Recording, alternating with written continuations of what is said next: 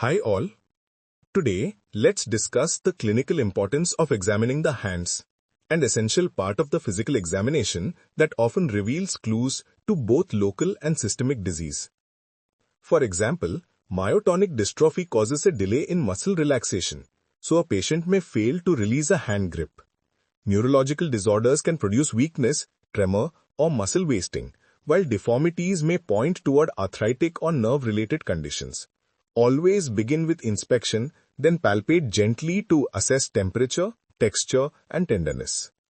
Deformities of the hands can be highly diagnostic. Ulnar deviation at the metacarpophalangeal joints is typical of rheumatoid arthritis, which usually affects the metacarpophalangeal and proximal interphalangeal joints. Osteoarthritis and psoriatic arthritis, on the other hand, often involve the distal interphalangeal joints. Muscle wasting over the back of the hand, known as dorsal guttering, is seen in rheumatoid arthritis and cervical spondylosis with nerve root compression.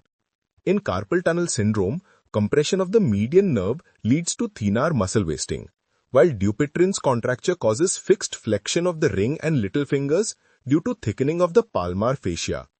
Another classic finding, arachnodactyly or long slender fingers, is a feature of Marfan syndrome. Of course, trauma remains the most common cause of deformity. Next, observe the color of the hands. Peripheral cyanosis in the nail beds may suggest poor oxygenation, while tobacco staining of the fingers points to chronic smoking. Assess the temperature of the hands to gauge peripheral perfusion. In chronic obstructive pulmonary disease, the hands may appear cyanosed but warm due to vasodilation from elevated carbon dioxide.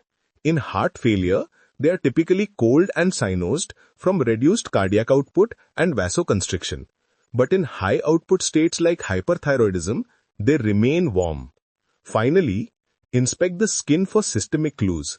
The coarse, broad hands of acromegaly or the tight, shiny skin and calcification of systemic sclerosis are classic diagnostic findings. Lifestyle signs also matter. Calloused hands may reflect manual labor, while smooth, soft skin suggests disuse or inactivity. In summary, by observing deformity, color, temperature, and skin texture, clinicians can detect musculoskeletal, neurological, endocrine, and lifestyle-related disorders with a single glance. Thank you.